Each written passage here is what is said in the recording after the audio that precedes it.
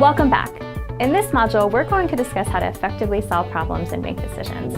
Brushing up on these skills is incredibly important because things are constantly changing in today's organizations. And even though these changes can create tremendous opportunity, they also create many problems for us to solve along the way.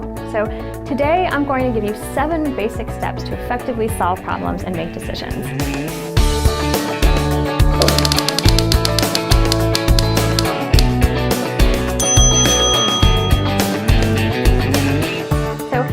Let's get started with step 1, which is to gain an understanding of the context that surrounds the problem. Here, you'll want to understand what's important to your organization, and a really easy way to figure this out is to track look at what metrics they track, right? So, obviously they're going to keep track of financials, but they might also measure other things. So things like employee satisfaction, or products brought to market, or environmental impact. And the idea here is that if you understand what's important to your organization, you'll be able to know which problems to prioritize and what kinds of solutions are acceptable. Okay?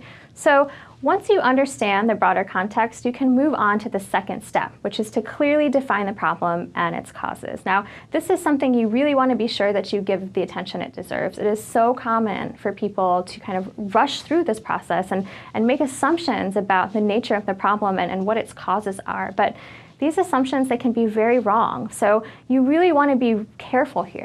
Do yourself a favor. Take some time to research the problem and what's causing it. So let's say that I've got a problem in my organization with employee turnover, and I decide that it's probably just because people aren't getting paid enough money, right? They're leaving for organizations that have a reputation for paying slightly better. So I decide, I better figure out a way to give these employees raises, right? I better find a way to do that, and that should solve the problem. But there's a chance that the problem has nothing to do with pay. Maybe they have a supervisor that isn't treating them well. Maybe they're unhappy with the nature of the work. And so if I just go ahead and, decide that it's a problem with pay and go ahead and give raises, I may not solve the problem, and I've also just spent a lot of money, right?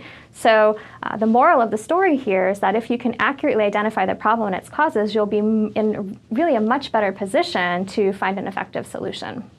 So once you've defined the problem and you've researched its causes, you'll want to move on to step 3, which is identifying and researching your alternatives. So go ahead here and create a list of options, right? Try to brainstorm as many feasible alternatives as possible. So what would you do here? What could you do to solve this problem? And one thing you might want to do here is get some stakeholders involved. Get the employees who are leaving or who are at risk for leaving to tell you what it is that might help them with this problem. Maybe I want to talk to people who are still on the job. If they decide that they want to turn over, I will do some exit interviews with them and figure out what it is or what their reason is for leaving, right?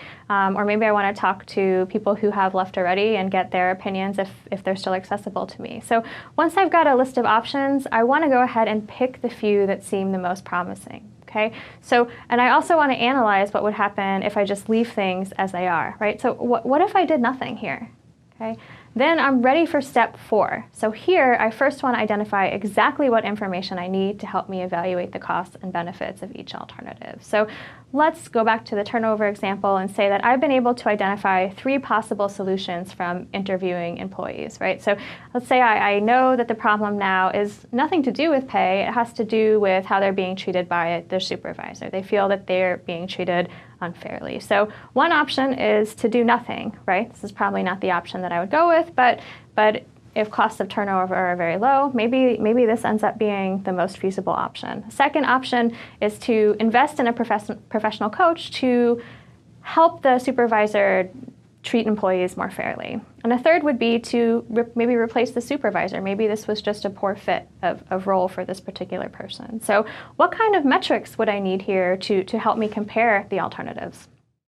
Okay. So one metric might be cost of turnover, right? So this will help me decide, if I want to actually work hard to solve the problem. Another would be cost of hiring. So how much would it cost to hire an executive coach to train this particular supervisor? And then I also want to consider legal costs. So costs of both dismissing the supervisor or replacing the supervisor, and also costs of keeping around an unfair supervisor, right? So it's something I also want to think about. And potential benefit I might want to think about is employee morale, increases in employee morale for each of these options. Okay. Now, once I've figured out what information I want to collect, I want to go ahead and collect this information, right? So I might have to do some digging. So it might be a little bit difficult to find some of this information, but that you can get information from a number of places. So things like written documents in your organization, things like surveys, interviews, company records, and so on. So go ahead and use this data to evaluate your alternatives. Okay, this is going to be the 5th step. So I've gathered my data, and now I'm ready to use that data to evaluate my alternatives. So how do these alternatives compare on the metrics I identified as being important? And a really, pretty simple way to do this, right? You probably learned how to do this in middle school or high school, is to just create a pros and cons table, right? So this is pretty simple, but it's really helpful in this situation because you have everything in one place. So you have all of your thoughts down in one place. Now, after you've been able to evaluate the pros and cons, you're ready for step 6, which is to go ahead and choose a preliminary solution, okay?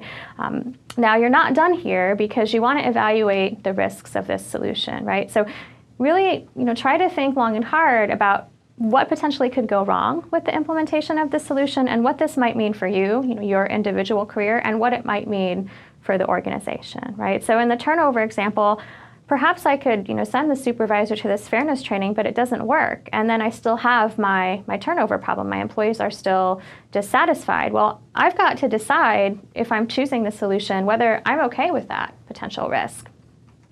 Okay, so once I've thought about what these risks are, a good thing to do is think of ways to minimize them. Maybe there's a risk, but maybe I can put some safeguards in place to minimize the likelihood of that particular risk manifesting itself. So once I've done this, I'm ready to reevaluate my recommendation. So I want to ask myself, how desirable is my proposed solution in light of these risks? So if you end up finding out, or if you end up deciding that there's too many risks involved, right, or that the particular risk is just too great, you might want to go ahead and look at what you originally thought was your second best solution, right, and just kind of continue reevaluating your alternatives until you're as comfortable as you think you can be with your decision. So back to my turnover example, maybe I just decide, it's really not worth the risk of having more employees potentially turn over if this training isn't effective. So I'm just going to go ahead and reassign the supervisor to another role, replace the supervisor.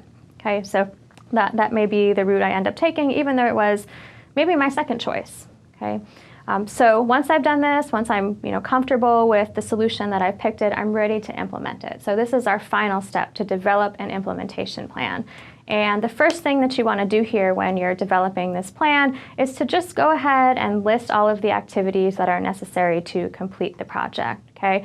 Then what I'm going to do is try to create a tentative schedule for these activities and then identify the resources that I'm going to need and how exactly I'm going to allocate those to each activity. So I've got a pretty good idea of how I'm going to implement the project from start to finish. And then this is something that a lot of people often forget to do or just decide not to do, but it's a really good idea to also track your progress, right? So keep measures of your particular outcome so that you can have an idea of whether your solution is actually working, right? And in the turnover scenario, one thing that I really want to do is make sure that turnover is in fact decreasing, right? That my employees are more satisfied with the supervisor who I've decided to put in that particular position. So I want to go ahead and track things like employee morale and turnover, not just when I'm evaluating the problem, but through the solving process as well, through the implementation plan as well. And one last thing I want to mention, just as an aside, is that often before implementing your plan, you will have to write up some sort of business case that explains the problem and how you arrived at your solution, what your logic was, what your rationale was, so that you can kind of get the support and resources that you need to implement your plan. And there you have it, effective problem solving and decision making in 7 easy steps. So first, I understood my context. Then I defined the problem and what was causing it, identified a few alternatives, I gathered some data to evaluate those alternatives, and then I made a choice and I implemented my solution. So next time you find yourself having to solve a difficult problem, try using these steps to help you out. Thanks for watching and see you next time.